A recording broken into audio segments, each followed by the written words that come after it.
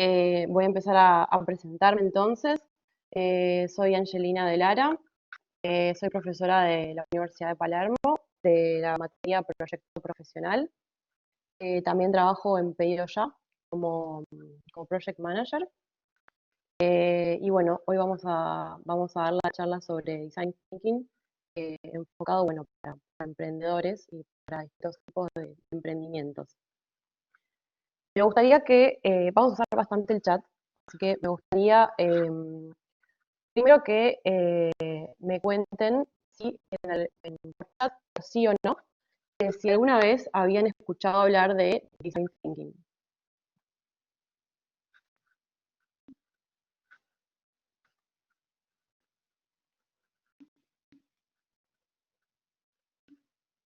Ok, hay algunos sí, otros no. Creo que la mayoría sí, entonces. Buenísimo. Bárbaro, perfecto. Bárbaro. Y también quería preguntarles si ustedes actualmente están empezando algún emprendimiento o si tienen ganas de empezar algún emprendimiento.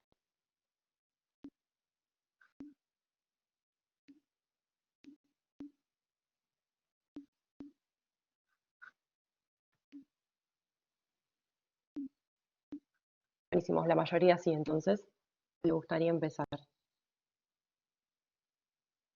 Perfecto, claro. Bueno, entonces espero entonces que el taller les sirva, creo que les va a servir como puntapié para plantear o para mejorar el emprendimiento que estén haciendo actualmente.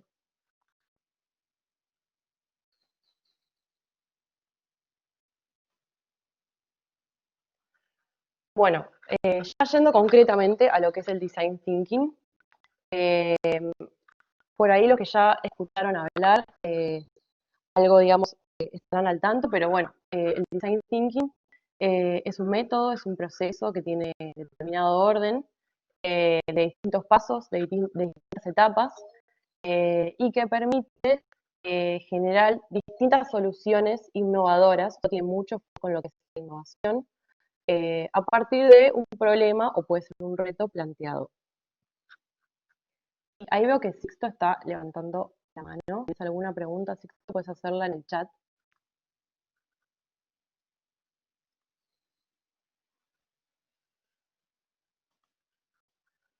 Bueno, como les comentaba, Design Thinking entonces es un proceso, es una metodología ágil. ¿Alguno de ustedes escuchó lo que significa una metodología ágil? Voy contestando en el chat, vamos a ir a hacer como un ida y vuelta entre el chat y lo que voy hablando porque no tienen habilitado el micrófono, así que vamos a ir aprovechándolo. Bueno, las metodologías ágiles son procesos que se utilizan muchísimo ahora y que tienen que ver con, digamos, con el manejo, todo lo que es el management digamos, de negocios, sobre todo innovadores, sobre todo de proyectos, pueden ser negocios, sobre todo innovadores, donde al haber un componente, digamos, alto de innovación, obviamente que el riesgo sube.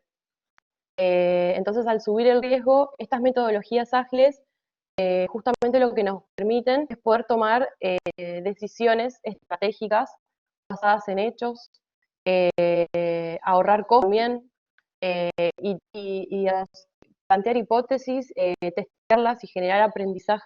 Y en base a eso poder lanzar o hacer alguna modificación en algún producto, o algún servicio, eh, digamos de manera más controlada, tratando de controlar y minimizar el riesgo, sino de otra manera sería mucho más alto. Entonces, un poco esto también está ligado al design thinking, a otras metodologías ágiles, y bueno, es una de las grandes ventajas que tiene para trabajar sobre todo con proyectos nuevos donde, bueno, donde no sabemos qué va a pasar, ¿no?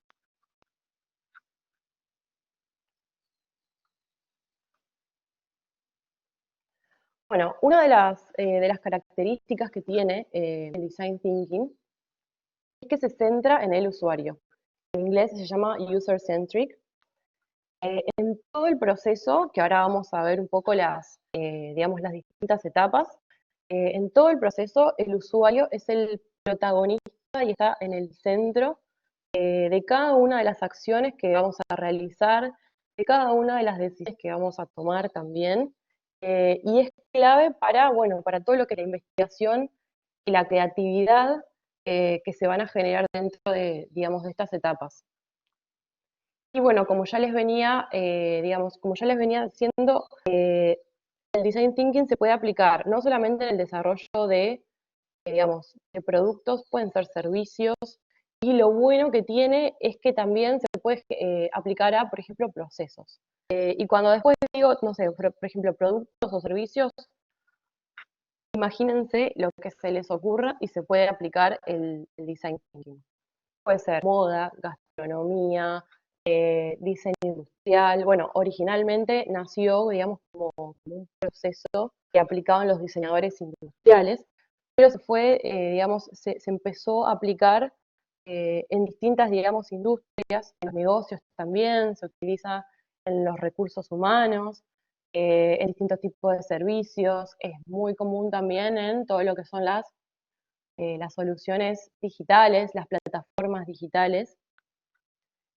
Así que la verdad es que les va a servir a cualquier proyecto que, digamos, que tengan en mente, y no necesariamente tiene que ser un gran proyecto como el lanzamiento de algo, sino puede ser la revisión de, digamos, de algún producto, algún servicio, de algo que no necesariamente está funcionando bien. Entonces, a través del design thinking, podemos proponer de una manera innovadora, digamos, esa solución a ese problema que, bueno, que estamos teniendo y que por algo no está teniendo éxito nuestro producto.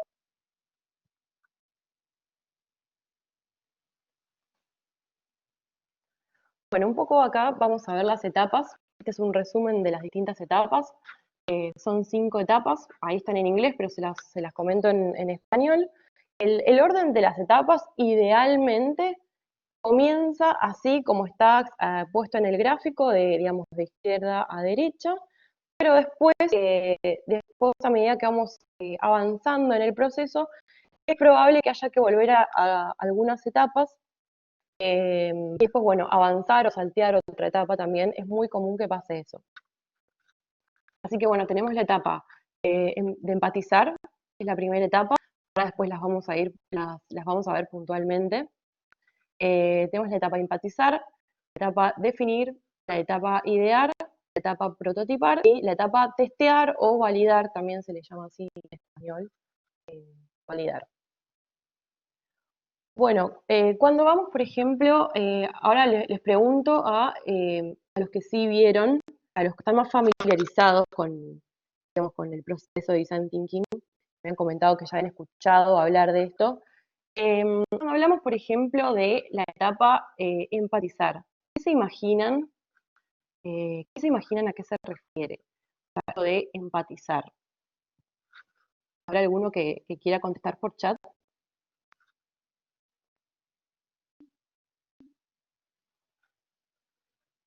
Sí, exactamente. Ahí Julia contestó primero, ponerse en el lugar del usuario. Sí, por un lado es eso. Por otro lado, Flor contesta, bueno, buscar una necesidad, pensar en el cliente, qué necesita, estar cerca del usuario, saber lo que el usuario quiere, llegar a ello. Efectivamente, ustedes lo definieron, es así. Se trata, digamos, de eso, la etapa de empatizar. Justamente trata de buscar, digamos, la mayor cantidad digamos, de información del usuario para saber qué es relevante para ellos. Ahora cuando, por ejemplo, pasamos a la siguiente etapa, también, ¿qué significa, qué les parece que puede llegar a ser definir? O sea, cuando ya nos pusimos en lugar del usuario, ya investigamos un poco, viene la etapa de definir. ¿Qué se imaginan que hay que hacer en esa etapa?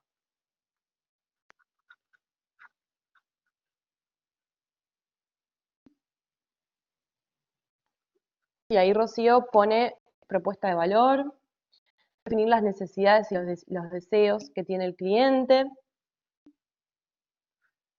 seleccionar cuál es la que tiene mayor relevancia, el objetivo que se quiere lograr, los objetivos. Y efectivamente también, digamos, va por ese lado. Después vamos a ver un poco de qué se compone la etapa a definir, cuáles son las distintas partes que tiene, pero sí, también tiene un poco con eso, con el propósito también. Federico, ¿tenés alguna duda? Lo podés escribir ahí en el chat. Bueno, yendo a la etapa idear, que creo que el nombre lo dice y es bastante obvio, justamente, bueno, la etapa idear empezamos hace, empezamos hace 10 minutos la clase. Bueno, volviendo a lo que es la etapa, como les había dicho, básicamente lo que vamos a hacer es tratar un poco de resolver lo que planteamos en la etapa anterior. Y vamos a elegir una idea y luego en la próxima etapa, que se llama prototipar, vamos a llevar a la realidad. Eh, Ahí les voy a preguntar también para que, por el, les voy a preguntar ejemplos de cómo se imaginen. Obviamente que dependiendo también de la industria que esté plasmando ese prototipo.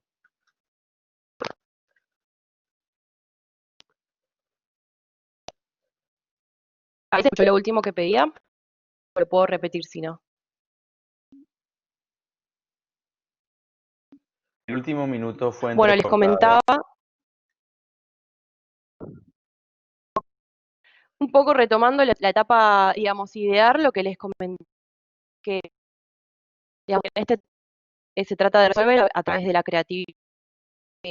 Las dos etapas anteriores, los retos que se proponen en las etapas anteriores, y que luego se van a través de la etapa prototipo. Y lo que les sí, sí, bueno, sí, si los que están familiarizados con los tipos existen.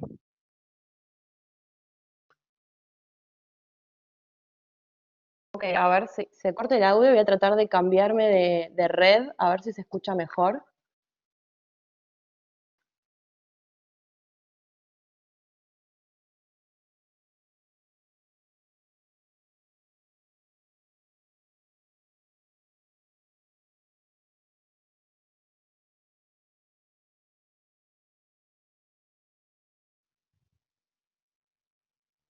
¿Ahora se escucha mejor?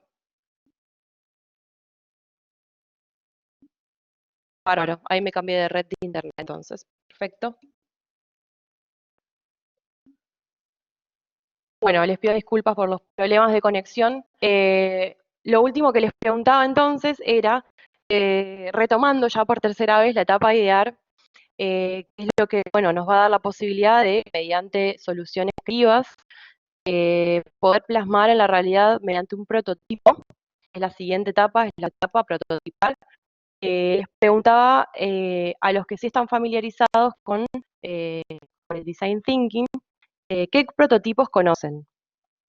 A ver si alguno anima a escribir qué prototipos conocen, usaron, se acuerdan o se imaginan que pueden llegar a ser.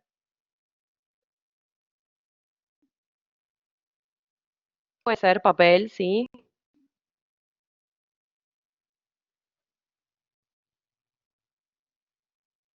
¿Alguno más? Un boceto puede ser 3D también. Y efectivamente, dependiendo un poco de la área donde, digamos, donde estemos aplicando este proceso, depende cuál es el producto, va a haber distintos tipos de prototipos. Eso es lo bueno que tiene, que obviamente se puede adaptar, digamos, a las distintas, a los distintos mercados.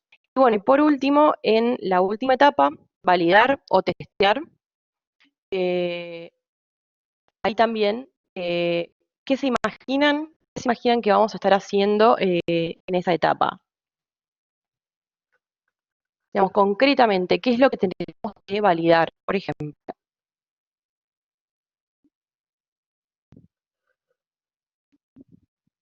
sí, ahí Julia pone, bueno, probar con los usuarios, comprobar el prototipo, también pone María, si funciona bien, cómo, bueno, cómo va, cómo se evalúa ese prototipo que funcione, llevar la muestra y validar con el consumidor. Sí, es un poco eso, y también, también es lo que nos va a permitir tomar decisiones, para ver, bueno, cómo seguimos. Así que bueno, esos a grandes rasgos, las 5 etapas de lo que es el proceso de Design Thinking. Y ahora vamos a empezar a verlas puntualmente, eh, digamos, de qué se trata y qué características tiene cada etapa.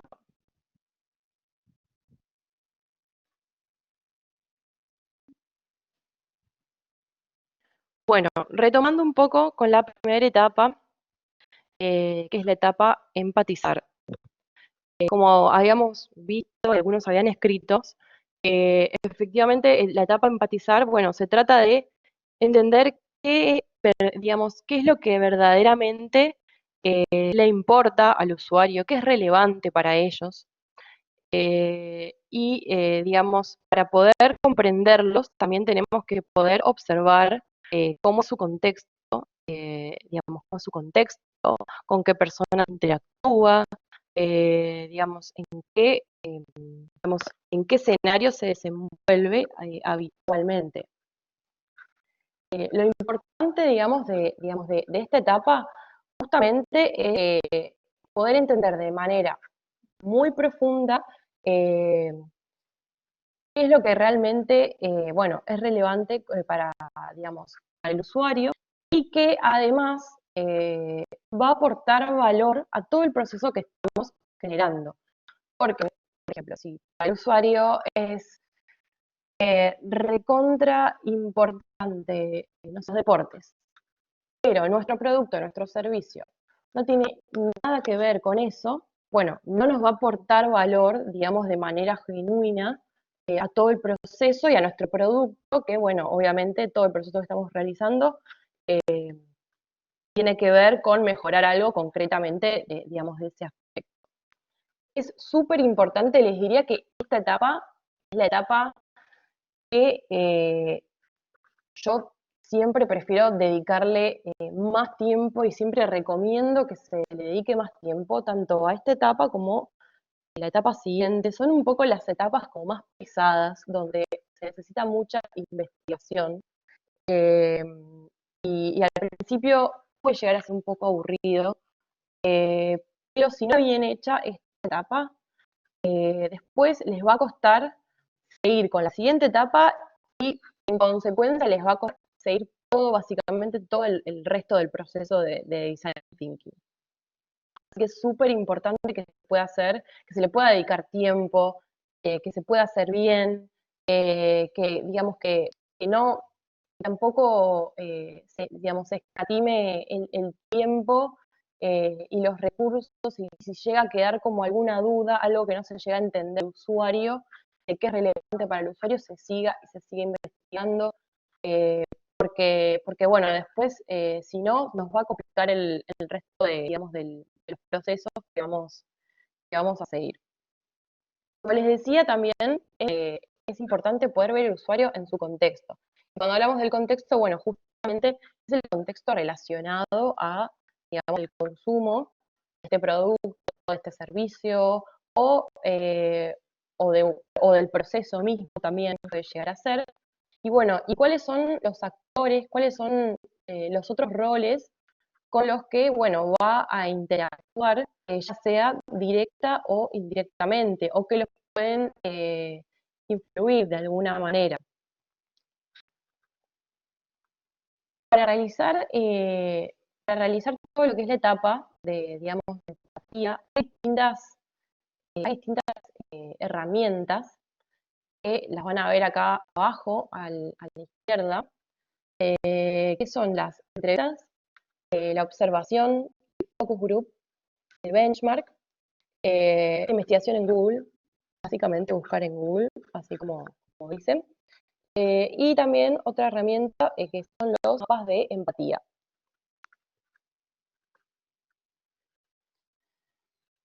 Ahí hace una pregunta, Rosy, que es una pregunta muy buena.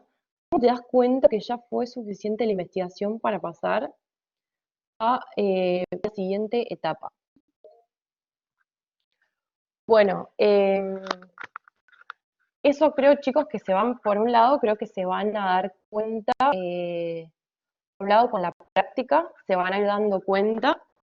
Después, por otro lado, yo siempre lo que recomiendo es mínimo, dentro de lo que son estas tools, estas herramientas, yo lo que recomiendo es siempre por lo menos hacer 4. Y obviamente dentro de esas 4 profundizar, bueno, entrevistas, por ejemplo, hacer entrevistas a digamos, un número interesante de personas, no entrevistas a una sola persona.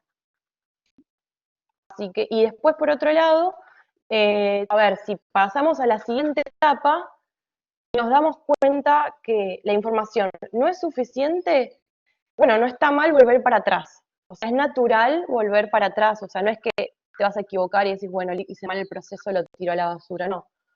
Justamente lo que nos permite este proceso es volver todo el tiempo. Así que sí. O sea, si no tienen la información necesaria y pasan a la siguiente etapa, no está mal, se van a dar cuenta solos porque no van a poder hacer la siguiente etapa. Así que seguramente ustedes solos se den cuenta que tengan que pasar a la etapa, digamos, a volver a la etapa de empatizar. Bueno, volviendo a lo que son estas herramientas para, digamos, para poder realizar bien esta etapa, como les decía, yo siempre recomiendo que hagan un mínimo, obviamente si las pueden hacer todos mejor, pero siempre recomiendo que hagan un mínimo de por lo menos 4 de estas herramientas. Hay más herramientas también, pero bueno, estas son las más conocidas.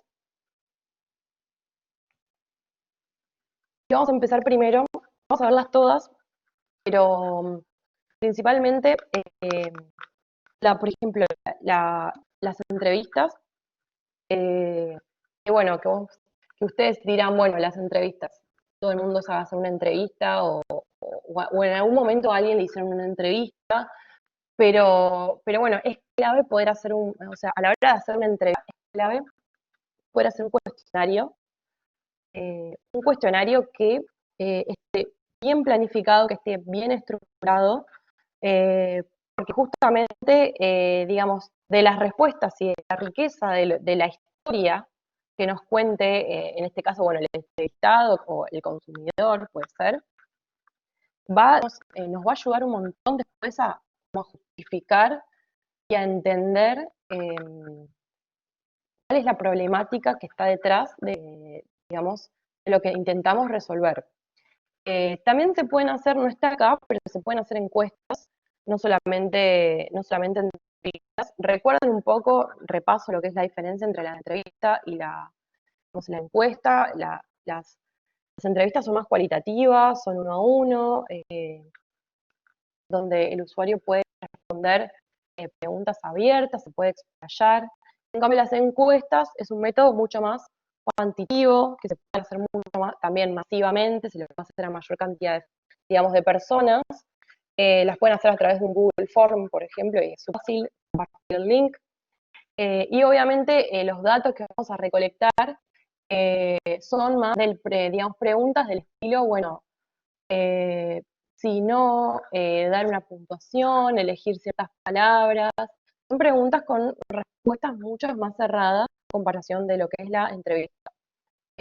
Nos sirve también, pero bueno, nos va a dar mucho más riqueza todo lo que es todo lo que es la entrevista. Después, bueno, está lo que es la observación. Digamos que la observación es una técnica súper antigua que se utiliza hace muchísimos años. Y bueno, básicamente es, digamos, observar, como así lo dice la palabra, en el contexto, digamos, de consumo, de este servicio, de este producto, o si es algo nuevo y que todavía no se hizo, bueno, puede ser de algo parecido, alguna marca competidora, por ejemplo. Y bueno, observar cómo el usuario paso a paso, bueno, realiza, digamos, ese journey, ese camino hacia la utilización del producto. Observarlo también en su vida cotidiana, qué es lo que le ocupa, qué miedos tiene, qué es lo que le motiva.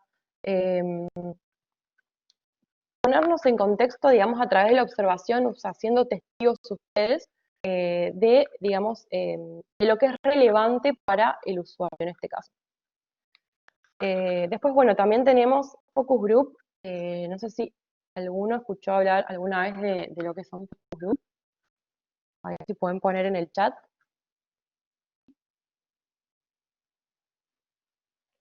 Ahí veo algunos sí. Perfecto.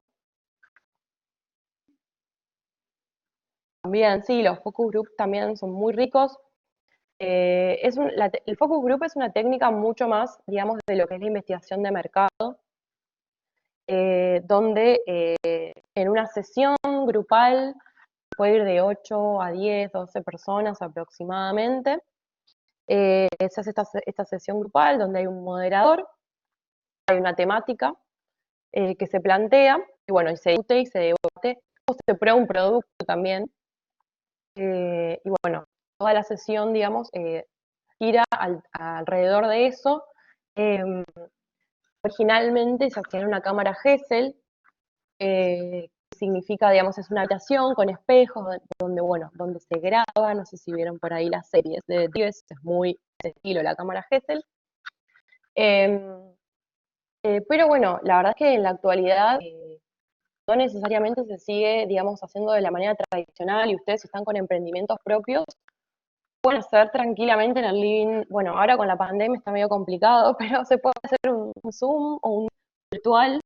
Si no estuviésemos en contexto pandemia, se lo podrían hacer tranquilamente en el living de su casa. No es que hace falta contratar, digamos, a una hora de mercado. Se puede hacer, digamos, de manera casera y al mismo tiempo profesionalmente. Y bueno, y obtener un montón de, digamos, de resultados cualitativos para, digamos, bueno, para conocer en profundidad más al usuario. Después, bueno, tenemos el benchmark, que veo que alguien había preguntado antes de qué se trataba, y que Cristina también contestó, ahí voy a leer la respuesta de Cristina. En líneas generales, un benchmark consiste en analizar a la competencia y mejorar tu propia estrategia para tener una diferenciación. Ver cómo la competencia se mueve en el mercado, sus prácticas, entre otros. Sí, muy bien digamos, la explicación perdón, Cristian, no, que Cristian contó digamos, sobre benchmark. Tiene que ver un poco sobre eso. Y acá en este punto, muchas veces lo que pasa es que cuando tenemos un emprendimiento, algo nuevo, que también que es algo muy novedoso y todavía no existe, yo siempre lo que recomiendo es que cuando se hace benchmark, se trate de hacer algo, digamos, si no hay nada igual, o sea, muy parecido, que sea un competidor directo, traten siempre de buscar procesos similares, productos similares, que se puedan comparar de alguna manera, y bueno, y les sirva, digamos, como referencias. Obviamente que no lo van a poder tomar literal, pero sí van a poder encontrar, bueno, qué es lo que aprecia, por ejemplo, qué es lo que aprecia un consumidor sobre un producto o un servicio similar al de ustedes, y qué es lo que, no, lo que sufre, lo que le parece totalmente negativo, donde siempre pone las picadas, o sea, cuáles son los pain points, que son esas fricciones que se generan, y que bueno, y que hacen que obviamente que el usuario después termine desistiendo de comprar nuestro producto, de usarlo, o de probarlo la primera vez y no volver digamos, a comprarlo. Así que bueno, un poco digamos, el benchmark va, digamos, por ese lado. También mínimo, por lo menos, 4 marcas que ustedes consideren que pueden llegar a ser benchmark. Es lo que, digamos, es lo que les va a, digamos, a dar información rica. Por ejemplo, en benchmark podrían investigar hasta reviews de los usuarios, o sea, no solamente lo que está haciendo la marca, sino como benchmark tener reviews o comentarios de los usuarios bueno, referente a X producto o a determinada marca, por ahí es parecida o que ofrece algo parecido a lo que nosotros queremos hacer con nuestro emprendimiento. Después tenemos investigación en Google, donde la verdad es que podemos encontrar de todo, y ahí un poco mi recomendación es, bueno, investigar en Google, sí, es re fácil, y la verdad es que tengo un montón de alumnos que me dicen, no, no encontramos, o no, había poca información. Y la verdad es que ahí el tema está un poco en, bueno, en saber cómo moverse, cómo rebuscárselas y cómo buscar. Siempre, obviamente, tratando de usar y darle prioridad a las fuentes principales, a medios conocidos, digamos, a sitios que sean confiables. Eh, por ejemplo, si es algo que en tu ciudad o en tu país no está, bueno, ahí lo puede hacer, que son muchas de las justificaciones que me dan cuando me dicen, no, no había información o no encontré información, es bueno, si no están en nuestra ciudad o país, busquen en otros países. Siempre van a encontrar algo en otros países también, en otros mercados. Si no hay nada en ese mercado, bueno, buscar en mercados totalmente distintos, donde por ahí el producto es totalmente distinto, pero el proceso de consumo por ahí es muy parecido o tiene alguna similitud. Entonces, un poco está como en cómo se las reúnen como para poder conseguir esa información y obviamente que esa información les aporte. Después también cuando está, digamos, cuando hacemos sesión en Google, no solamente, digamos, es Google, obviamente es el buscador más importante, pero si ustedes piensan también hoy, las redes sociales terminan siendo buscadores, porque si vos pones un hashtag, por ejemplo, no sé, en Instagram, en TikTok, en Facebook, en Twitter, em, digamos, te va a dar un montón de resultados, eh, o también si pones, por ejemplo, marcas que te interesen, acá se empieza a mezclar un poco con benchmark, pero si te pones marcas que te interesen o te parezcan una referencia, bueno, también en redes sociales, ver qué están haciendo, y ahí seguramente van a encontrar un montón de comentarios de los usuarios, y justamente eso también es uno de los aportes más ricos. Y después también por último, existen los mapas de empatía, que ahí también me gustaría preguntarles si alguna vez escucharon que es un mapa de empatía, si alguna vez vieron uno. Ok, ahí veo que no. Ahí sí, no, hay un poco de todo. La mayoría me parece que no. Ok, bueno, voy a aprovechar entonces y les voy a compartir entonces un ejemplo, un modelo de mapa de empatía, así lo ven. Bueno, el mapa de empatía, digamos, es un mapa donde lo dividimos en distintos cuadrantes. Cada cuadrante nos va a decir algo del usuario y nos va a poder realizar como digamos, una descripción, digamos, de lo que marketing se llama target o audiencia, también podría decirse.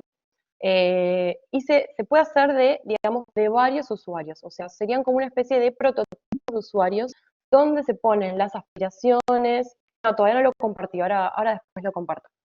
Eh, Se ponen las aspiraciones, los miedos, quiénes influencian digamos, en este prototipo de persona, eh, cuáles son sus aspiraciones, digamos, en el futuro, qué es lo que le preocupa en el presente. Eh, Ahí les voy a compartir igual la pantalla, todavía no se ve porque estoy compartiendo. A ver, ok. Bueno, ahí se ve, me parece que ahí se debería estar viendo. Un poco, este es digamos, el ejemplo digamos, de un mapa de empatía, donde vamos a ver los cuadrantes.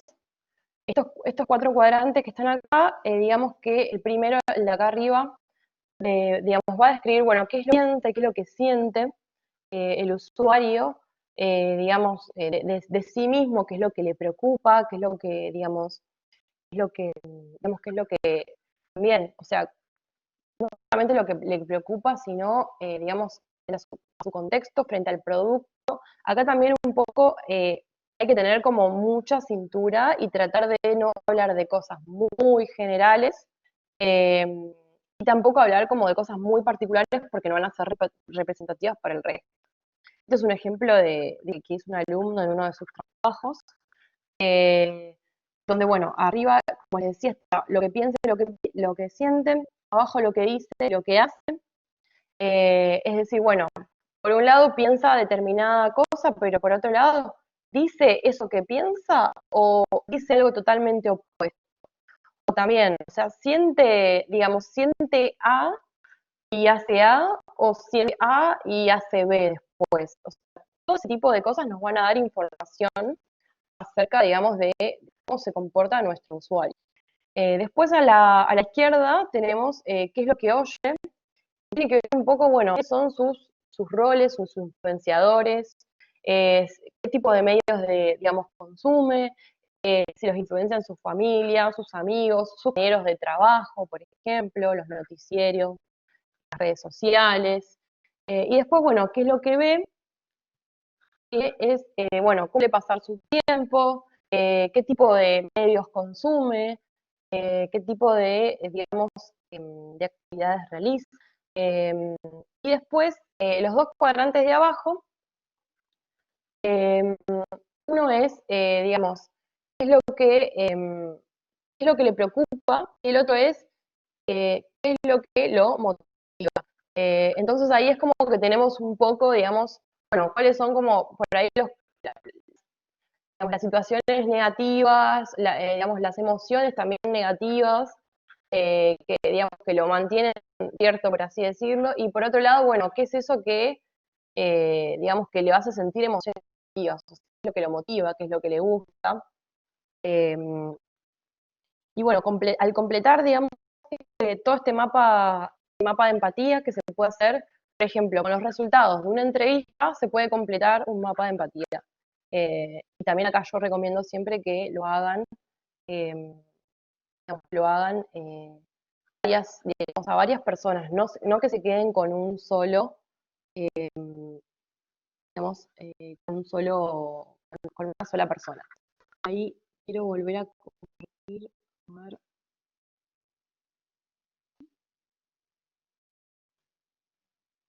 Les voy a compartir de nuevo el PDF, un minutito.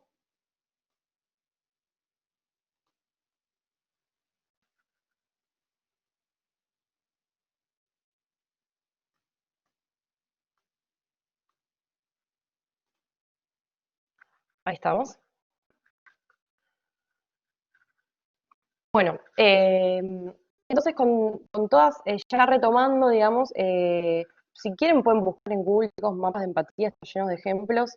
La verdad es que es súper recomendable, que es como que después de toda la información que ustedes van recolectando en todo lo que son las entrevistas, todo lo que es observación, focus group, digamos, para mi gusto, el mapa de empatía lo que tiene es como que termina de ser como una especie de resumen y de diagnóstico que te describe, digamos, muy completo cómo es, bueno, cómo es esta persona que va a usar nuestro producto o nuestro servicio.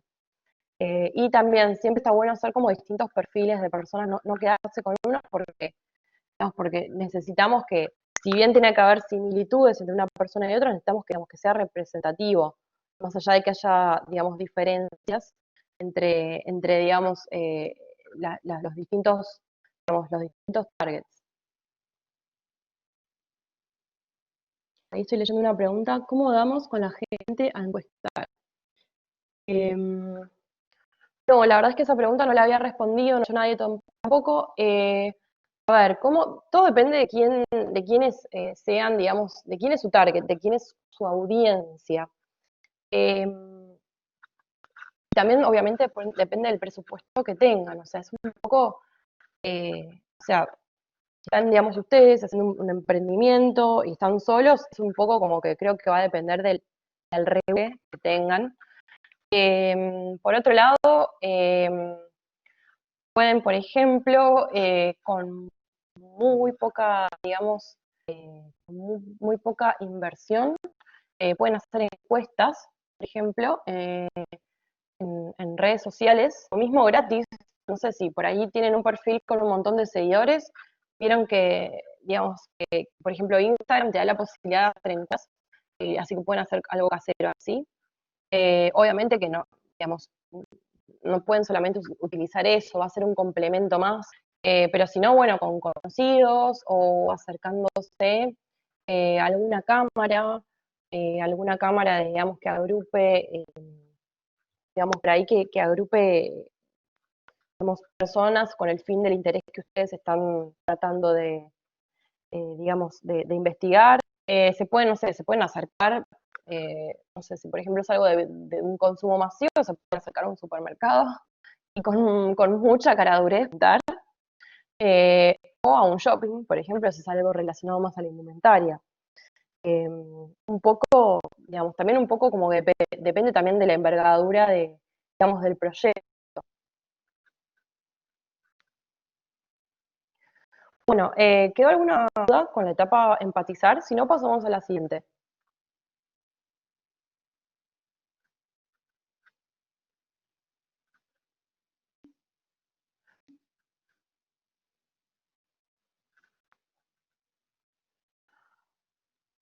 Perfecto, pasamos entonces a la siguiente. Bueno, la segunda etapa entonces, la segunda etapa, que es la etapa de definir, como ya habíamos visto, tiene varios componentes que algo ya habían comentado cuando vimos el proceso general. Pero bueno, básicamente son 4 componentes súper importantes que nos van a derivar en el último, que es, digamos, determinar el foco de acción.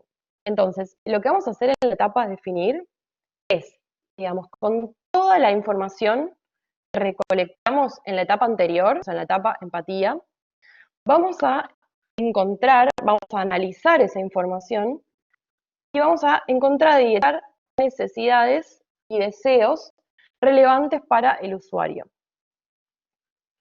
Además de, digamos, de lo que son esas necesidades y esos deseos, lo que necesitamos hacer es linkar esas necesidades y esos deseos a qué insights están relacionados,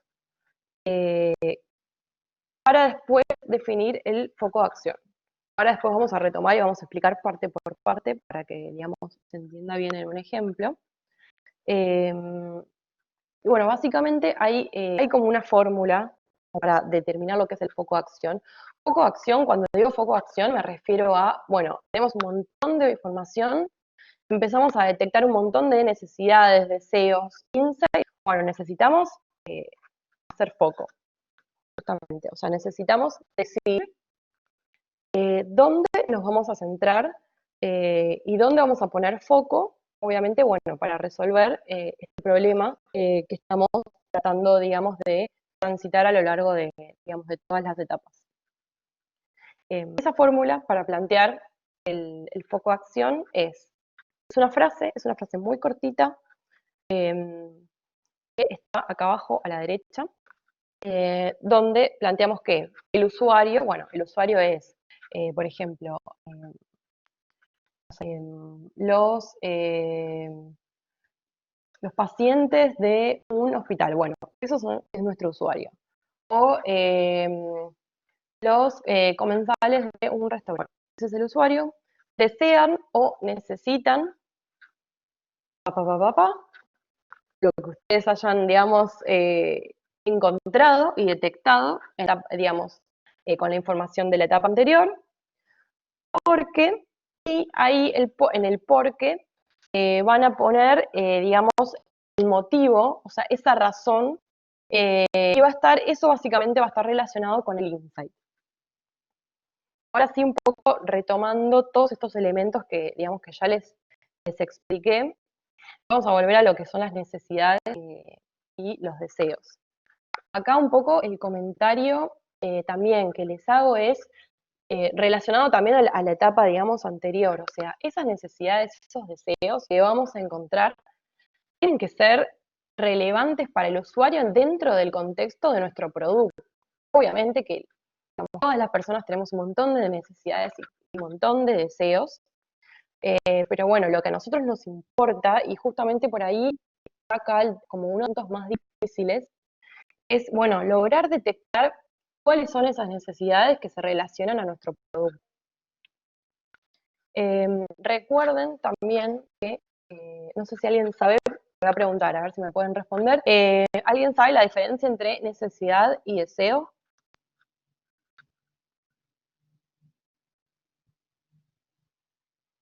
Alguno que se anime a responder, puede ser por sí o por no.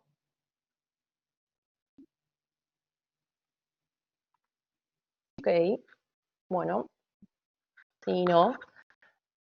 Bueno, concretamente,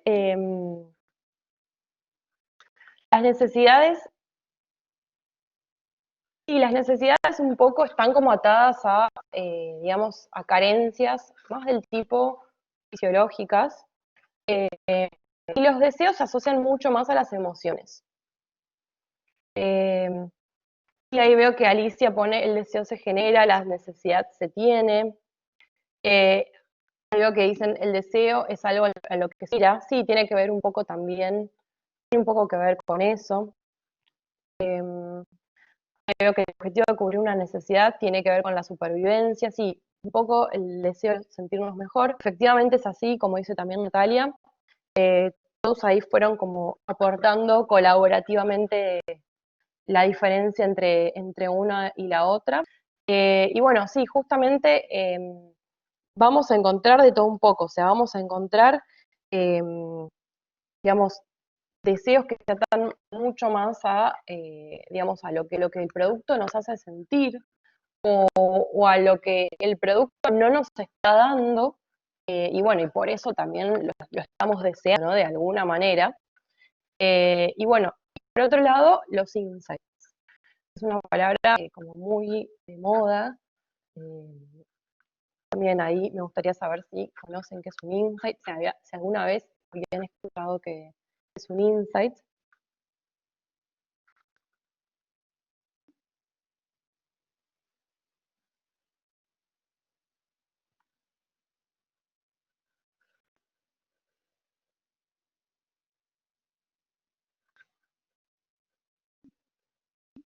Ok, veo ahí que no saben. Recuerden que pueden escribir por el chat. Así hacemos ese ida y vuelta. Veo que se conectaron más participantes también. Estamos como teniendo un ida y vuelta siempre por chat. Hay una muy buena frase que dice, tenemos que abrazar los insights. Buenísimo. Ahí, bueno, veo palabras claves que están buenas. Una es revelación, lugares comunes pero sin ser clichés. Son necesarios para resolver problemas, descubrimientos. Sí, un poco también son todas palabras relacionadas digamos, a los insights. En este caso, digamos, el insight es lo que va a terminar, digamos, de explicar, y esa razón que va a estar como muy relacionada a una emoción muy profunda y también a cierto punto inconsciente que le esté pasando a nuestro consumidor. Siempre cuando hacen las entrevistas, yo siempre recomiendo preguntar, bueno, cuando hacen la pregunta, el usuario les da la respuesta, y lo que recomiendo es pregunten por qué. Y cuando digamos, cuando la persona les vuelva a responder, vuelvan a preguntar por qué. Hagan ese ejercicio de preguntar muchas veces por qué. Eh, y estoy segura que van a llegar digamos, al insight que hay detrás de esa primera pregunta que hicieron, y que la primera respuesta por ahí parecía algo como muy superficial. A medida que vas preguntando y repreguntando por qué, bueno, te das cuenta y eso te va llevando de alguna manera a una razón mucho más profunda, como mucho más atada también a las emociones.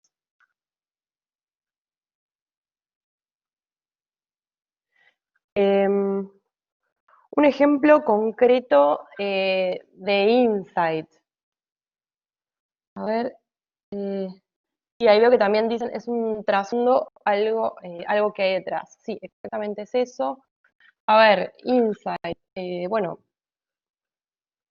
a ver, un ejemplo concreto. Creo que lo vamos a ver en el caso, en los casos que veamos más adelante, vamos a ver como insights aplicados a todo lo que es el proceso de design thinking. Pero en realidad un insight puede ser cualquier tipo como de emoción, puede ser inseguridad, falta de confianza, puede ser miedo, o puede ser entusiasmo, puede ser esperanza también. No necesariamente los insights están, digamos, relacionados a algo, digamos, negativo, sino como que puede ser de cualquiera de las dos tipos de, digamos, de emociones. Pero sí, lo vamos igual a ver más adelante. Entonces, bueno, con estas necesidades y estos deseos que vamos a encontrar, lo que vamos a buscar son esas razones que explican por qué tenemos estas necesidades y estos deseos. En base a eso, vamos a hacer un listado de, digamos, de varias necesidades correspondidas a varios insights. Y una vez que analicemos todo eso, digamos, todo ese listado de necesidades, de deseos y de insights, vamos a determinar el foco de acción. Es decir, vamos a elegir una necesidad barra deseo y un insight, obviamente, que se corresponda a esa, digamos, a esa necesidad. Y en base a eso vamos a plantear el foco de acción. Es decir, de todo lo que detectamos nos vamos a quedar con una sola cosa donde vamos a poder hacer foco y donde vamos a luego avanzar en el resto de las etapas. Y acá es donde empieza, bueno, el verdadero desafío, porque la verdad es que cuando tenés un listado de, digamos, de un montón de necesidades con insights y te parecen todos importantes, bueno, digamos, lo difícil y el verdadero desafío es priorizar y decir, bueno, voy por digamos, voy por este camino. Y ahí se define el foco de acción, donde vamos a, digamos, avanzar en el resto de las etapas. ¿Qué hacemos con las otras, digamos, con las otras necesidades, con los otros insights? No los vamos a tirar a la basura, van a quedar ahí guardaditos. Probablemente muchos sean, digamos, insights y necesidades como más secundarios, que sí, que, digamos, ayudan a lo que es la experiencia de usuario, que suman, pero que no le aportan un valor, que no son, digamos, realmente importantes para el usuario. O sea, tenemos que tratar de quedarnos siempre con lo más importante para el usuario, siempre relacionado a, obviamente, a nuestro producto. Y acá también tenemos que buscar ese equilibrio entre no irnos a una necesidad totalmente generalista y tampoco irnos a un detalle minúsculo, porque tampoco va a ser representativo, sino para el resto de, digamos, de las personas. Como que hay que siempre tratar de, digamos, de manejar los equilibrios entre ambos extremos. Y bueno, y también como les mostraba, la fórmula, está ahí abajo a la derecha, es como esa frase donde vamos a armar, bueno, lo que en este caso nuestro consumidor desea, describe, nuestro consumidor desea tal cosa, o necesita tal cosa, o se siente tal cosa, porque, bueno, el motivo obviamente es el insight que encontremos, porque, bueno, le hace sentir, generalmente los insights están relacionados a las emociones y a los sentimientos, entonces seguramente sea algo de porque le genera tal sentimiento o porque le hace sentir tal cosa, o sea, como que siempre estar relacionado para ese lado. Si no, va a terminar siendo algo superficial y si es algo superficial, lo podría, digamos, lo podría replicar también cualquier competidor y no aportaría un valor diferencial a nuestro producto. Bueno, estamos hasta acá con la etapa de, podemos pasar a la siguiente. Buenísimo.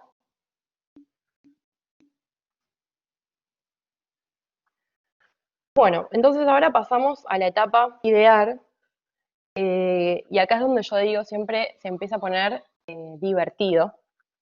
Acá es donde siempre todos quieren participar, donde ya es todo como mucho más relajado. Y entonces donde, bueno, en esta etapa lo que vamos a hacer es empezar a crear soluciones, o sea, recuerden que, digamos, la palabra creatividad está relacionada justamente a buscar soluciones, digamos, de una manera innovadora, para los problemas concretos digamos, que encontramos. Ese problema concreto que encontramos tiene que ver con el foco de acción. Es decir, que, o sea, también, o sea, pasa lo mismo que les venía diciendo, siempre dependemos de tener bien la etapa anterior para poder hacer bien la etapa siguiente. Ahí digamos, se van a dar cuenta de que si tomamos, por ejemplo, el foco de acción y lo reformulamos y lo transformamos en, digamos, en una pregunta, vamos a dar con lo que se conoce como el reto creativo. Y van a ver, por ejemplo, abajo a la izquierda, que hay también como una especie de fórmula donde dimos vuelta ese foco de acción que estábamos viendo antes, y dice, ¿cómo podemos hacer para que el usuario que necesita o desea tal cosa sienta, digamos, bueno, tal cosa? Yo sé que está bastante abstracto, pero cuando veamos los ejemplos, ahí vamos a hacer como un ejercicio para que ustedes también traten como de plantear el foco de acción digamos, y el reto creativo.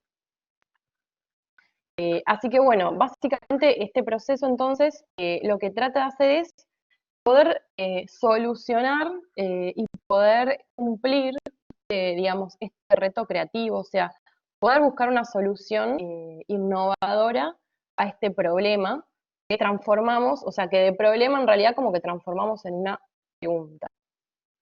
Digamos, para poder hacer una sesión de ideas hay un montón de técnicas.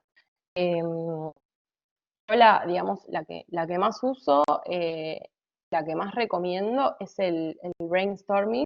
Ahí también, cuéntenme si escucharon la palabra, si hicieron alguna vez, si lo conocen o si no. Perfecto, bárbaro. La mayoría entonces lo conoce. Lluvia de ideas, sí, tal cual, digamos, la traducción es una lluvia de ideas.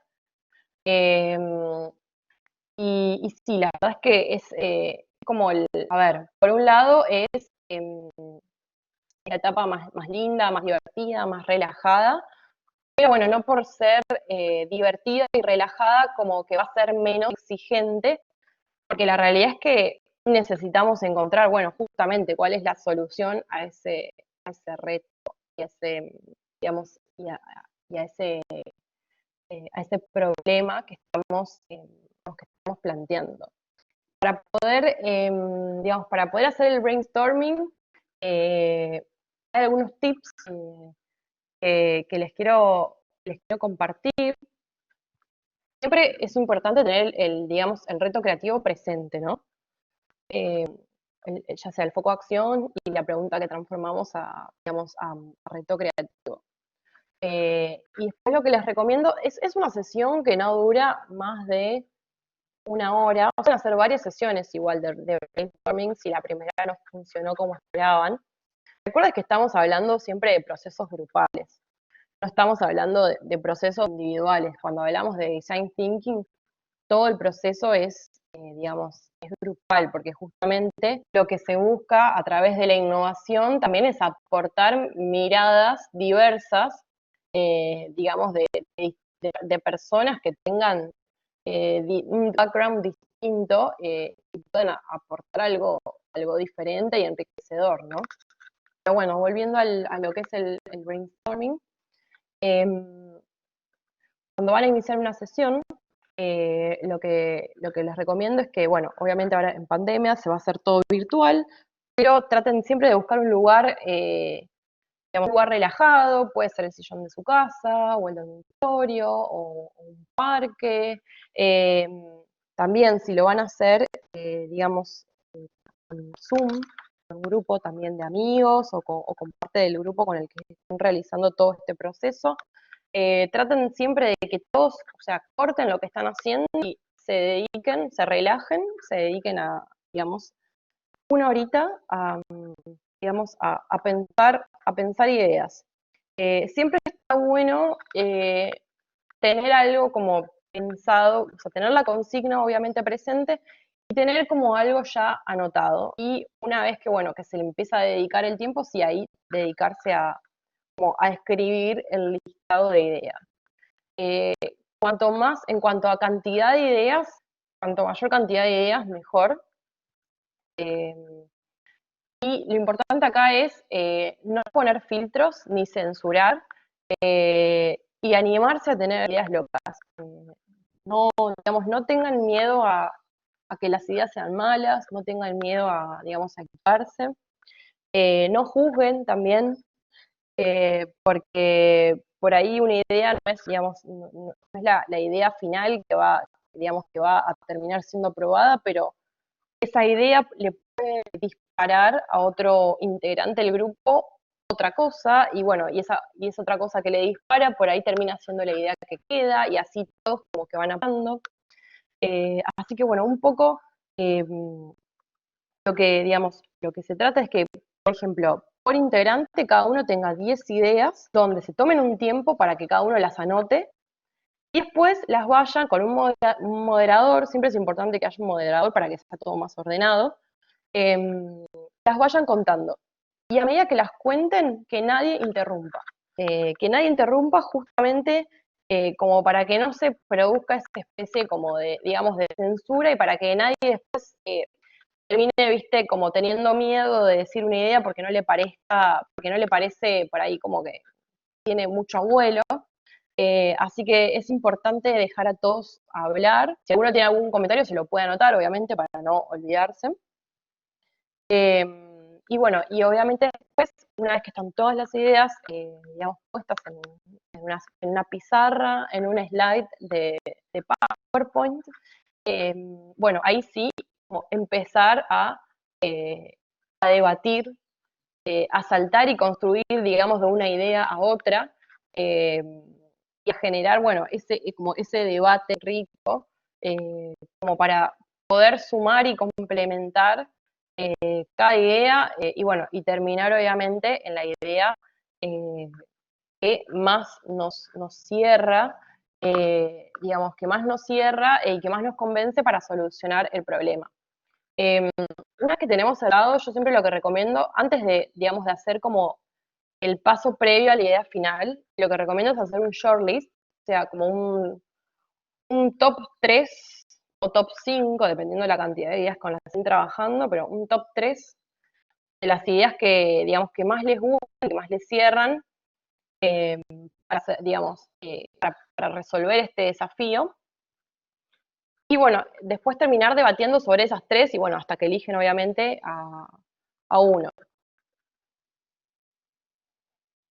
Bueno, hasta acá estamos estamos con la etapa idear.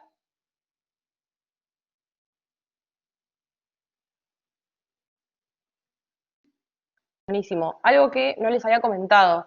Una vez que se quedan, digamos que tienen como la idea ganadora, está bueno anotarla y escribirla con mucho detalle.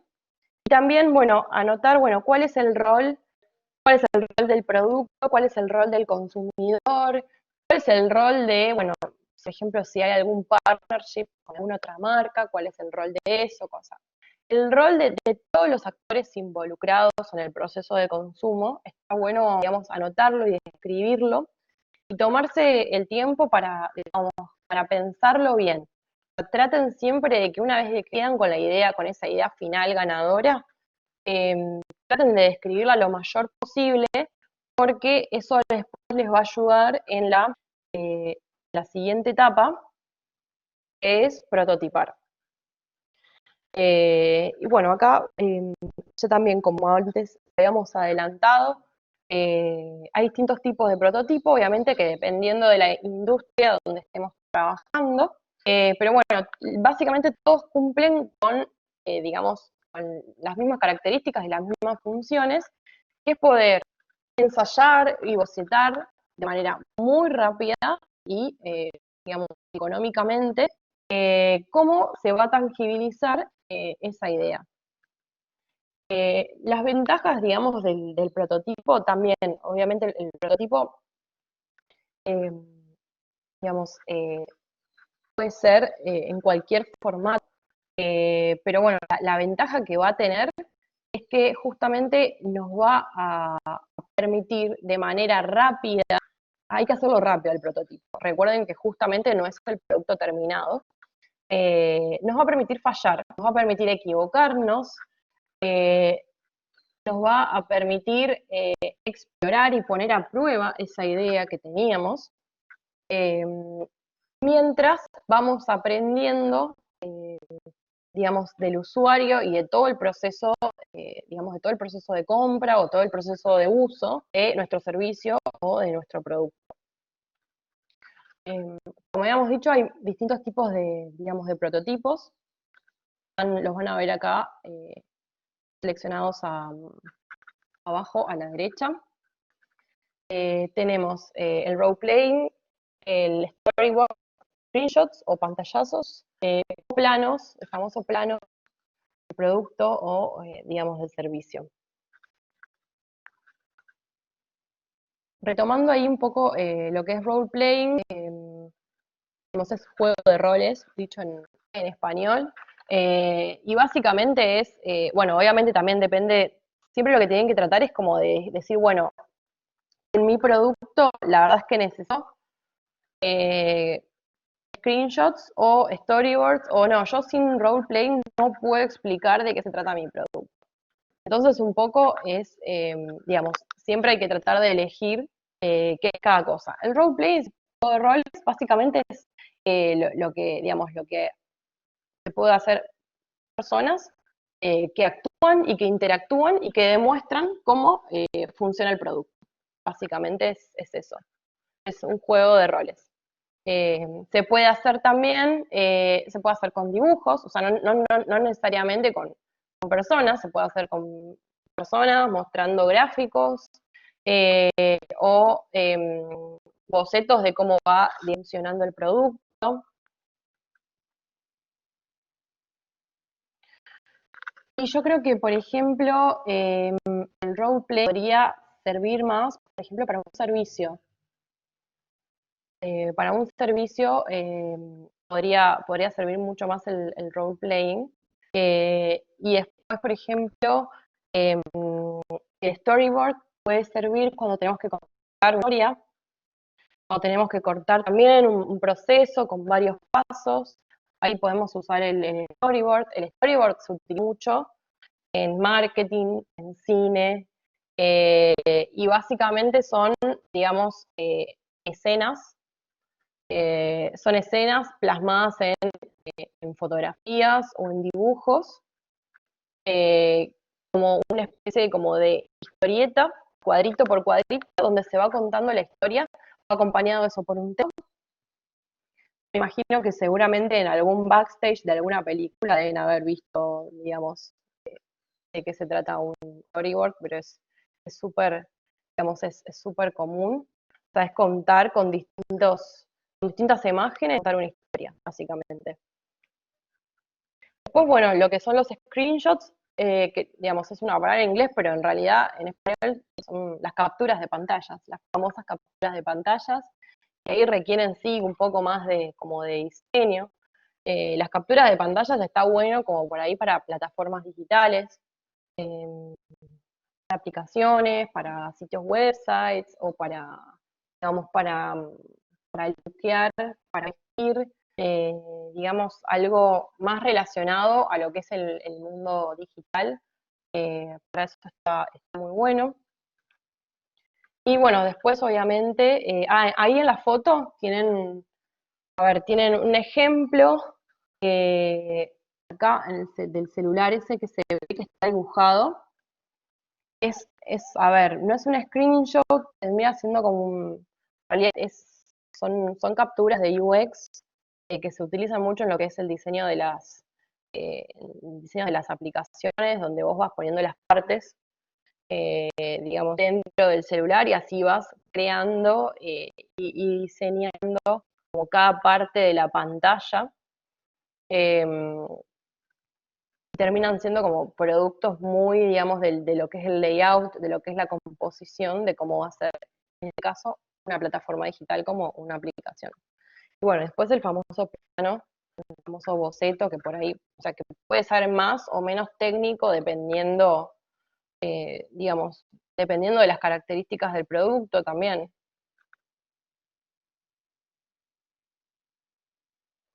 Ahí estoy viendo una pregunta sobre un emprendimiento de alfajores, por ejemplo.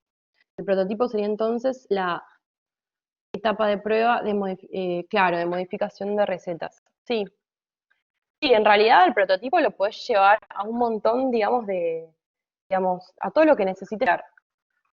Por un lado, obviamente van a ser las recetas del producto, las distintas versiones.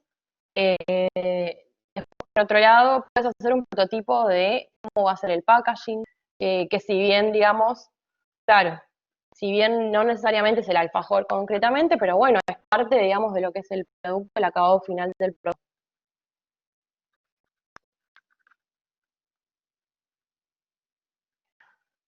Perfecto. Bueno, em, bueno, ¿alguna duda con, digamos, con esta etapa?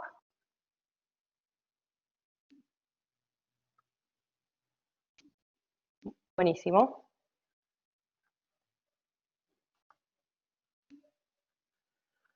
Bueno, y vamos a pasar a la última etapa, es la etapa validar o testear, también se conoce en inglés, digamos, como la etapa del testeo, donde, bueno, lo que vamos a hacer es mostrarle al usuario nuestro prototipo, o sea, lo que diseñamos, eh, digamos, para nuestro consumidor, y vamos a escuchar cuál es su feedback. Y cuando escuchamos su feedback, necesitamos aplicar digamos, todas las skills, todas las habilidades que tuvimos en la primera etapa, la etapa empatía. Necesitamos sacarnos todos los prejuicios, ser súper abiertos y escuchar activamente qué es lo que nos está diciendo. Eh, y obviamente que si no nos gusta lo que nos está diciendo, no enojarnos ni tomárnoslo personal, porque justamente es una etapa totalmente digamos, de aprendizaje. O sea, por un lado, demostramos lo que hicimos y por otro lado, aprendemos, bueno, cómo es su reacción, si entiende de qué se trata, si le gustó, si le pareció fácil, si le pareció difícil. Hay un montón, digamos, de puntos digamos, a analizar que nos van a dar feedback, que nos van a dar respuestas y distintos de aprendizajes sobre, bueno, si estamos bien o no tan bien encaminados con digamos, con el desarrollo de nuestro producto, con la modificación de algo que queramos hacer, algún producto que ya tenemos. Entonces acá, digamos, cuando vamos a escuchar ese feedback, lo que tenemos que tratar de hacer es, por un lado, tener siempre presente, es como que hay que retomar todas las etapas anteriores. Tenemos que tener presente, por ejemplo, frases concretas de la primera etapa que, digamos, que nos hayan llamado la atención, alguna como frase entre comillas, por ejemplo, de las entrevistas, o algún como un punto muy particular de los mapas de, digamos, día. Tenemos que tener súper importante presente el foco de acción. Tener presente nosotros, digo, como digamos, un papel, una anotación, ayuda a memoria, porque lo que tenemos que justamente validar, lo que tenemos que investigar y averiguar es si esta idea, esta solución que estamos proponiendo al problema, efectivamente, bueno, digamos, está encaminada, cumple esa función, o si no lo cumple, o sea, si no termina resolviendo el problema que queríamos resolver. Ahí veo, hay una pregunta que dice, Esto tiene unos tiempos de desarrollo hasta llegar a la validación. Sí, a ver, hablando un poco de tiempos, en realidad no hay un tiempo fijo que haya que, digamos, que cumplir a rajatabla en todo lo que es el proceso de design thinking.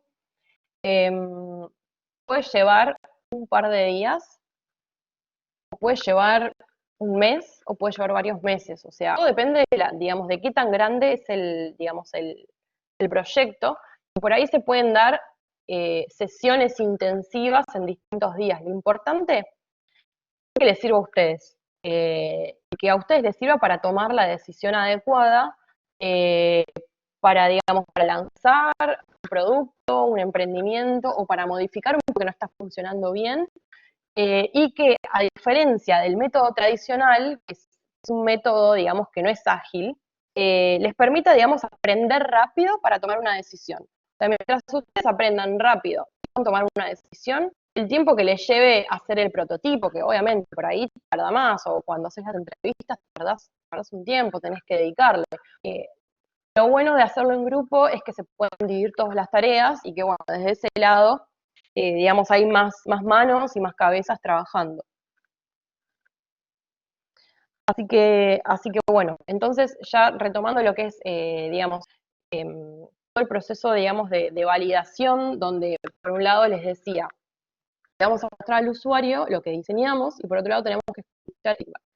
Cuando escuchamos el feedback les comentaba que teníamos que tener presente cuál es ese foco de acción para ver si efectivamente lo cumplimos o no, alguna frase que nos haya llamado la atención, digamos, la primera etapa. Y ahí lo que les recomiendo también es hacer, digamos, para que ustedes puedan, digamos, recolectar la información de manera objetiva y no se olviden de nada, yo lo que les recomiendo es hacer cuestionarios. Hacer un cuestionario o hacer entrevistas, también puede ser un cuestionario de preguntas abiertas, para que, por un lado, a todas las personas que se les muestra el prototipo se le pregunte lo mismo. Entonces los criterios, digamos, de evaluación van a ser los mismos para todos.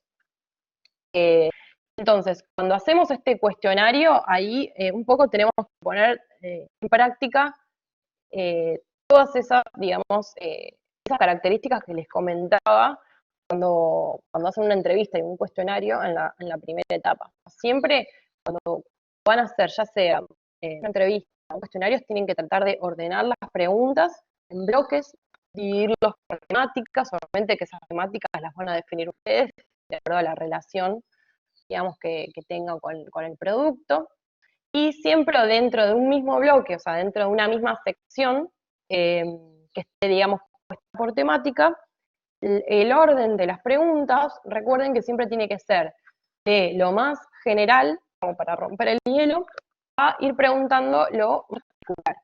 Y acá recuerden también de nuevo de siempre preguntar por qué. Siempre preguntando por qué van a llegar. A veces el usuario a simple vista no sabe por qué, pero una vez le empezás a preguntar y a preguntar, bueno, ahí termina como reflexionando un poquitito más y les termina diciendo, bueno, cuál es el verdadero motivo de por qué le gusta, por qué no le gusta, por qué le parece difícil o por qué no lo entendió. Así que bueno, con todos estos, digamos, con toda esta información, con todo este feedback que recogemos de los usuarios a medida que le vamos mostrando nuestro prototipo, vamos a poder diagnosticar, vamos a llegar obviamente a conclusiones, vamos a poder hacer un diagnóstico que nos digamos, que nos va a permitir tomar decisiones sobre cómo vamos a seguir. Básicamente, o sea, el objetivo de la etapa a validar es eso, es mostrar, tener feedback y poder tomar una decisión. O sea, tomar una decisión en base al escenario al que llegamos. Ese escenario, si ven ustedes abajo a la izquierda, hay 3 posibles escenarios que podemos llegar para saber si la solución que nosotros propusimos, a ver si esta idea que propusimos realmente, aborda esta problemática de manera adecuada, ¿no? Con, digamos, con las necesidades y con los deseos que tiene el consumidor. Bueno, los escenarios que podemos tener es escenario totalmente positivo, el mejor de todos y les comento que es un escenario, digamos, difícil de llegar, pero bueno, donde haya que pasar a producción porque está todo bien, estuvo todo excelente. Eh, y bueno, y no hay que hacer ningún tipo de ajuste. Bueno, ahí en ese caso se pasa a producción, o sea, el proceso de design thinking nos sirvió para validar que la idea que teníamos era correcta y es apta para pasar, digamos, a producción. El segundo escenario, que se llama iterar, es el escenario más común de todos. Eh, y acá, digamos, la palabra iterar tiene que ver con repetir, con un proceso cíclico, donde lo que seguramente pase es que haya partes de la idea que, digamos, que son acertadas también, el usuario tuvo un feedback positivo, que entendió, que le pareció fácil, cómodo o que le gustó, y haya otras partes que necesiten ajustes. Y ese ajuste puede ser porque no lo entendió, porque le pareció raro, por ejemplo, porque le llevó mucho tiempo y se terminó, no sé, se terminó aburriendo y se puso a hacer otra cosa. Digamos, obviamente todo depende del feedback que les dé, digamos, que les den los usuarios. Y cuando, digamos, cuando pasamos al escenario iterar, que es el más común de todos, justamente ahí todos estos puntos, digamos, negativos y constructivos que hay que mejorar, es como el gran valor y la gran riqueza, digamos, de toda esta biología y de todo este proceso. Porque justamente lo que nos va a permitir es no lanzar al mercado algo que sabemos que no va a, digamos, el impacto que estamos buscando, que no va a funcionar de entrada de la manera que estamos esperando. Entonces, bueno, nos van a permitir justamente volver, revisar, también dependiendo del feedback que haya, vamos a tener que volver a alguna de las etapas. No es que necesariamente hay que volver a la etapa de empatía. Por ahí lo que hay que volver es a la etapa de prototipado, porque porque la idea se entendió, pero el prototipado, o sea, cómo se llegó a la realidad de esa idea no estaba tan bien, entonces como que hay algo que ajustar ahí. O por ahí, digamos, el error estuvo en el foco de acción, porque eligieron una necesidad o un deseo o un insight que, bueno, que al final no era tan importante o tan relevante o no aportaba tanto valor para el consumidor, y se terminan dando cuenta de que era otra necesidad y entonces, bueno, hay que volver un poquito, eso es un poco más complejo. Pero bueno, hay que volver, digamos, como para atrás. Imagínense que en ese caso, si les pasaba eso, imagínense eh, digamos, que después ustedes invierten un montón de tiempo y de dinero y terminan lanzando y no va, porque le erraron, digamos, dónde hacer foco. Y bueno, imagínense que a través, digamos, de esta etapa van a poder prevenir, digamos, van a poder como controlar de alguna manera. Nunca se va a prevenir totalmente, digamos, el éxito o el fracaso de un proyecto, pero bueno, lo que sí van a tener son ustedes métodos concretos y objetivos que les van a ayudar a tomar decisiones para poder controlar un poco dentro de toda esta incertidumbre, porque el proyecto es nuevo, porque el producto es nuevo, porque el rendimiento es nuevo, bueno, les va a permitir un poco controlar todo ese grado de, digamos, de incertidumbre que hay alrededor del proyecto. Y bueno, el último escenario, que también es, digamos, es poco probable, pero pasa, y tiene que ver con, bueno, un escenario donde se decide abandonar el proceso. ¿Y por qué pasa eso? Porque, a ver, puede haber un montón de, digamos, de motivos. Primero que todo, el feedback, todas las respuestas de los consumidores hayan sido totalmente negativas, donde no haya vuelta atrás, donde esté mal, todo mal planteado de entrada. Después, por ejemplo, lo que les puede pasar es que se den cuenta de que no hay mercado, de que es como muy chiquitito, digamos, el mercado, la audiencia a la que realmente va a consumir y bueno, no les va a terminar siendo rentable de alguna manera. Entonces, bueno, ahí por ese motivo se decide abandonar digamos, el proceso. Ahí un poco recuerden cuando les decía que se tienen que quitar con necesidades, con deseos y con insights para poder llegar al foco de acción. Les decía, no se vayan al demo, pero tampoco se vayan a lo que es recontra puntual, digamos, ni lo muy general ni lo muy puntual, porque también si se van a lo puntual no van a tener tanto para eso. Si se van a lo general, va a ser tan general que no va a tener un diferencial concreto y no va a ser tan apreciado. Así que un poco por eso es el qué de tratar de encontrar digamos, este equilibrio. Bueno, hasta acá estamos con la etapa validar.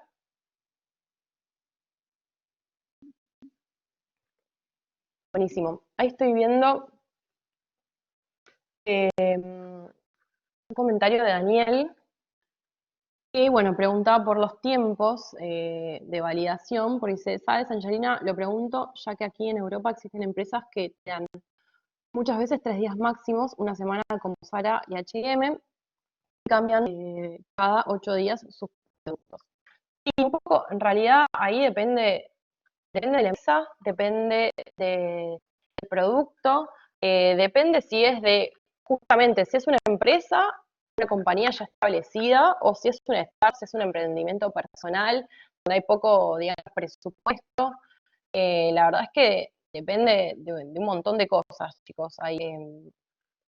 Lo bueno, lo importante es que el proceso les sirva. O sea, mi recomendación es ustedes se van a dar cuenta del proceso. O sea, mínimo tendría que, o sea, imagínense si le dedican un día a cada etapa, mínimo van a tener 5 o 6 días, porque recuerden que una vez que llegamos a la etapa de validar, algo, digamos, alguna decisión tenemos que tomar, así que como mínimo tendrían que ser 5, 6, 7 días, o sea, menos no, y obviamente también dependiendo de la cantidad de sesiones, qué tan intensivas son las sesiones, eso se puede extender a semana de, digamos, de trabajo full time, donde todo el mundo se dedica a eso, y también hay recursos para poder investigar, para poder prototipar, o sea, eso es el mejor de los escenarios. Y si no, bueno, donde se hace un poco más pausado, obviamente como para manejar los recursos existentes.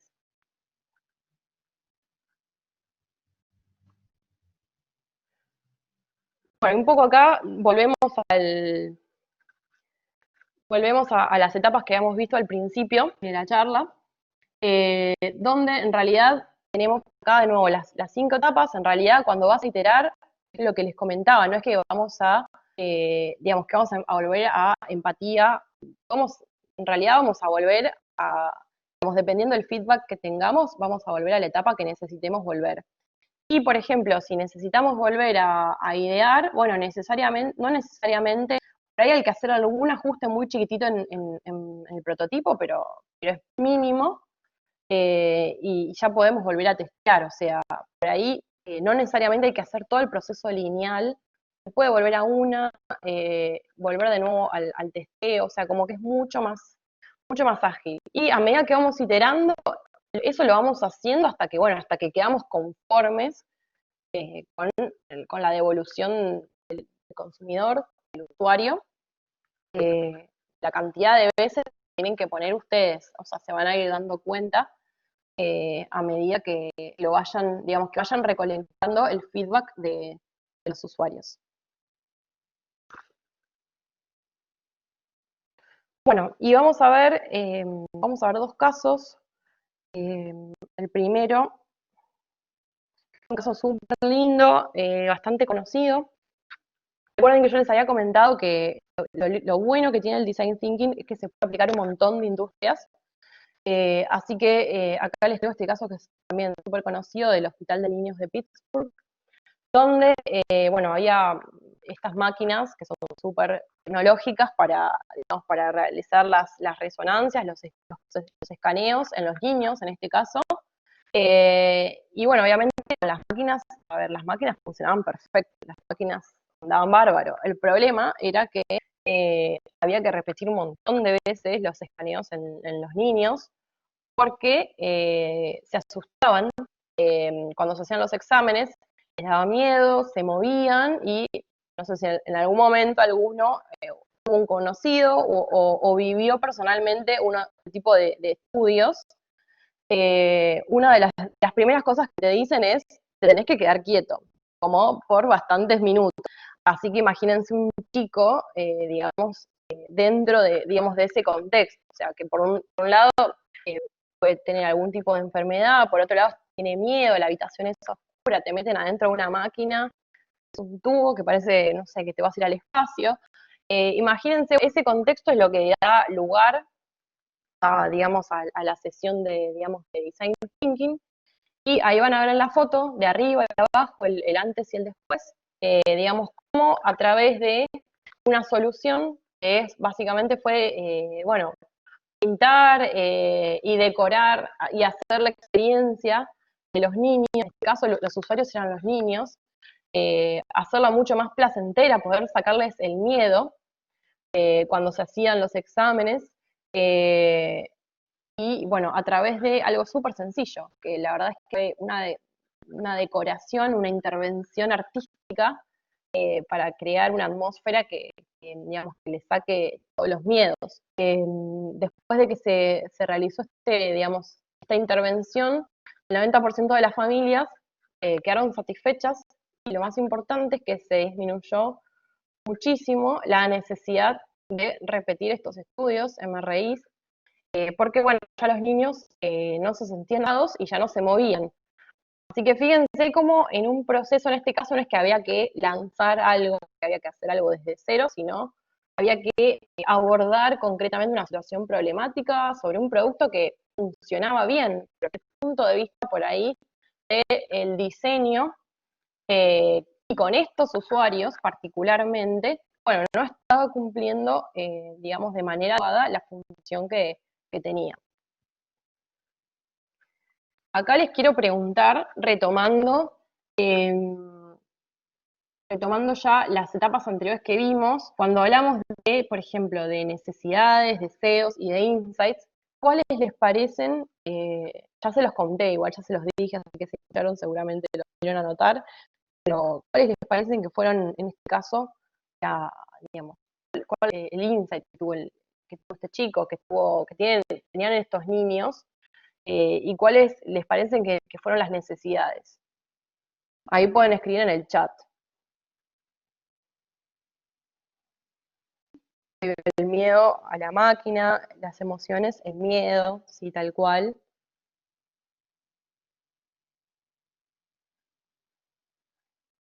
Bueno, eso es más como eh, más relacionado al insight, ¿no? Digamos, el miedo a la máquina. La necesidad acá, Rosy pone la necesidad de que se quede quieto, que se quede tranquilo, sentirse atrapado. También por otro lado, bueno, está la necesidad del médico de hacer el estudio una sola vez. Digamos, el médico después termina siendo otro tipo de usuario, en realidad es otro tipo de actor que interviene en digamos, todo el proceso. La incertidumbre también, porque es algo desconocido, y obviamente eso provoca el número de reintentos, como dice Cristian. Perfecto. El deseo de la familia de que se realice el estudio y el niño no la pase mal, tal cual. Generalmente estos estudios son súper estresantes. Así que bueno, ahí un poco queda evidenciado, y es fácil verlo como con un caso más que hablarlo, viste, ahí en el aire, y de manera, digamos, como por ahí tan abstracta, pero en este caso queda evidenciado muy claro, por eso me gusta el ejemplo, y se entiende perfecto, bueno, cuál era digamos, cuál era el problema.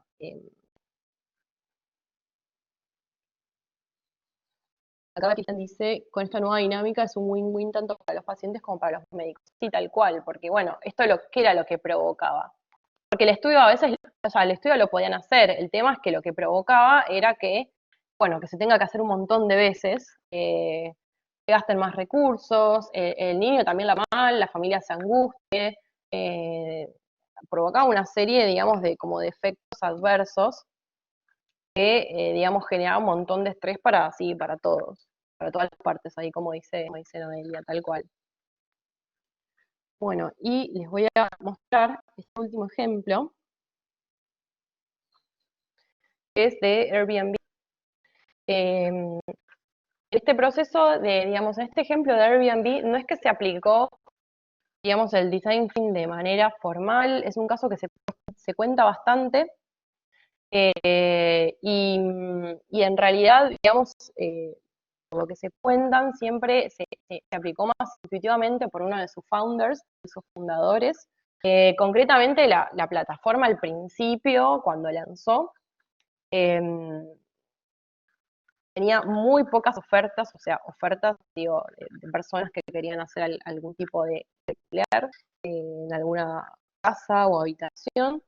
Y bueno, la verdad es que la plataforma venía muy mal, necesitaba poder entrar a una próxima ronda de inversores y los números no, digamos, no acompañaban eh, digamos, el funcionamiento, y la verdad es que los founders estaban convencidos de que el producto era bueno. Un poco al estar, digamos, en esta situación ya como al límite del borde de la quiebra, el fundador lo que hace es aplicar intuitivamente digamos, los procesos, estos pasos de design thinking, y bueno, se pone a analizar, se pone a investigar qué es lo que, digamos, lo que estaba pasando, por qué no había ofertas dentro de la plataforma, y se da cuenta de que lo único que unía a todas las publicaciones, porque imagínense que las publicaciones eran totalmente distintas, en lugares distintos, a precios distintos, pero ninguna funcionaba bien. Y también, por ejemplo, no sé, las casas eran lindas, o los departamentos también eran lindos, y así todo no había ofertas. Así que bueno, se da cuenta de que el problema, digamos, estaba desde el lado de las fotografías, desde el lado de la calidad de las fotografías, porque eran fotos muy caseras, oscuras, por ahí con algún ambiente como más ordenado o que parecía muy chico, y que, imagínense, siendo una plataforma totalmente nueva, un formato de compra muy nuevo, obviamente que eso al usuario le genera desconfianza. Así que imagínense si las fotos encima tampoco acompañan, tampoco las fotos que son lindas de alguna manera, no te transmiten, digamos, no te están dando como ese empujoncito para que te animes a contratarla, digamos, a través de la plataforma, digamos, ese alquiler. Así que bueno, lo que hicieron una vez que detectaron esto, empezaron a retocar las imágenes, les dieron más luz, la sacaron con fotógrafos profesionales, hicieron toda una serie, digamos, de retoques, eran las mismas, digamos, las mismas casas, los mismos departamentos, las mismas habitaciones, pero con unas fotos de buena calidad. Y una vez que renovaron, empezaron a duplicar, a la semana empezaron a duplicar las ofertas. Y así fueron creciendo, creciendo, creciendo, hasta que obviamente después los números respaldaron, digamos, ese crecimiento y esas ofertas que tenían. Y bueno, pudieron conseguir una ronda de inversión de inversores mucho más atractiva, y que bueno, permitió despegar, pero después a lo que conocemos ya que es hoy.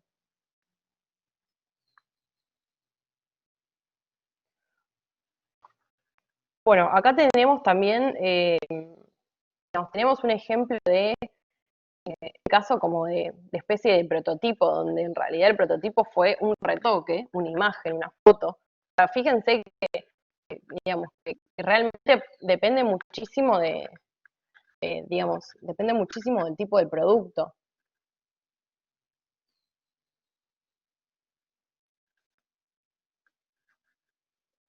A ver, acá veo un comentario de Daniel que dice, es lo que aplican las cadenas de comida rápida, que por medio de fotografías producen hambre, y lo mismo sucede con todos los productos. Sí, un poco, digamos, en todo lo que es el sector de gastronomía y de food, se apela mucho a lo que se llama appetite appeal, la apetitosidad, pero que de todas maneras, más allá de que sí es cierto, se utiliza muchísimo el retoque en toda la industria publicitaria en sí, se utiliza mucho el retoque. Si lo analizamos desde el punto de vista de lo que es la experiencia de usuario, siempre hay que tener el equilibrio de no sobrevender el producto, porque vamos a levantar mucho las expectativas digamos, de nuestro consumidor, Y eso tampoco es bueno, porque si el producto después no puede cumplir esas expectativas que le estás vendiendo, después no va a tener una experiencia buena. Así que siempre hay que tener cuidado, digamos, con no sobrevender. Obviamente la publicidad siempre va a buscar una manera estética, vender, posicionar, eh, persuadir y comunicar un mensaje, pero bueno, siempre hay que, digamos, no hay que irnos al otro extremo, porque si no, después si el producto no cumple eso que le estás prometiendo, el usuario sí lo va a comprar una vez, pero no va a volver a comprar. Y obviamente lo que todas las marcas buscan son usuarios que vuelvan, usuarios fieles, que digamos que se queden y acompañen la marca a largo plazo.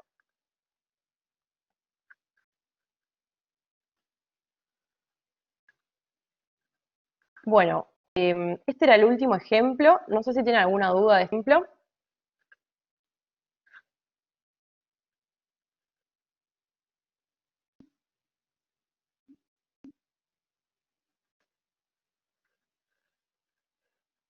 Bárbaro. Bueno, pasamos entonces a la última parte, que es la de consultas. Y acá sí, por el chat, recuerden que por el chat podemos hacer una ida y vuelta de consultas, si hay algo que no les quedó claro.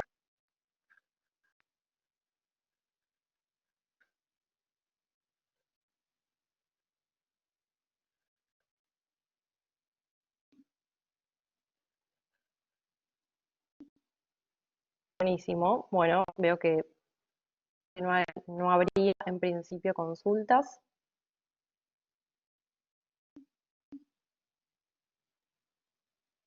Genial, sí, hay, como dice el moderador, recuerden que en YouTube van a tener el video grabado con todo el seminario. Bueno, ahí tenemos una pregunta de Noelia que dice que su proyecto lo maneja sola. ¿Con quién puede hacer el brainstorming para que no solo sean las ideas? Eh, a ver, primero lo que te recomiendo es que lo hagas por ahí si tenés colegas, amigos, que estén, digamos, más empapados en los que vos estás trabajando, está bueno. Si no, en realidad lo puedes hacer con personas que vengan de distintas ramas, de distintos sectores. Recuerden que cuanto más diverso sea, digamos, el background de cada participante, mejor, porque, digamos, justamente esa diversidad va a hacer que las ideas sean más ricas, que haya aportes distintos, si no, siempre todos van a opinar lo mismo.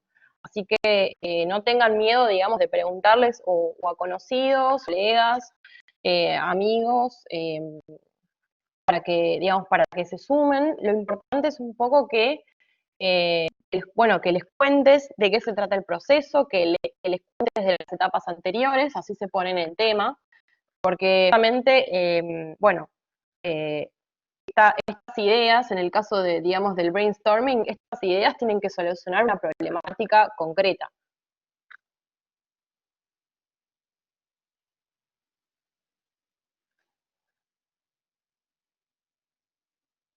Bueno, ¿alguna otra pregunta más?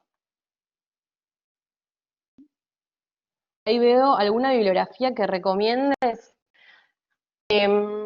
Yo lo que les recomiendo es que para lo que es Design Thinking, si quieren entrar a la página de IDEO, que es una agencia de diseño creativa, está, digamos, está en varias ciudades del mundo y que uno de sus fundadores, Tim Brown, es el que generó toda esta, digamos, el proceso más formal de Design Thinking.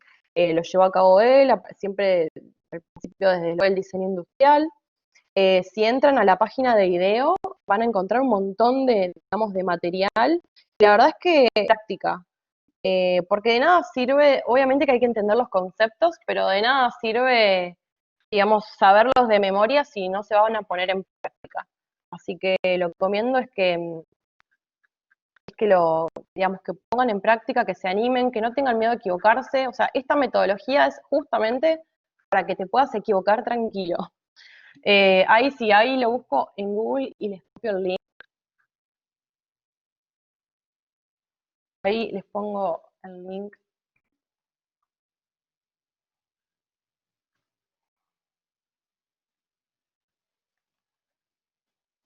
Ahí está también, perfecto. Bueno, muchas gracias. Muchas gracias a todos. Veo que estaban de distintas partes. Ahí veo que había alguien de Londres también. Buenísimo, gracias por quedarte tan tarde, ya debe ser de noche allá. Bueno, gracias a ustedes también por participar. Cualquier cosa también les dejo, me pueden encontrar en LinkedIn también, como Angelina de Lara, como es mi nombre. Bueno, un saludo a todos, chicos. Gracias.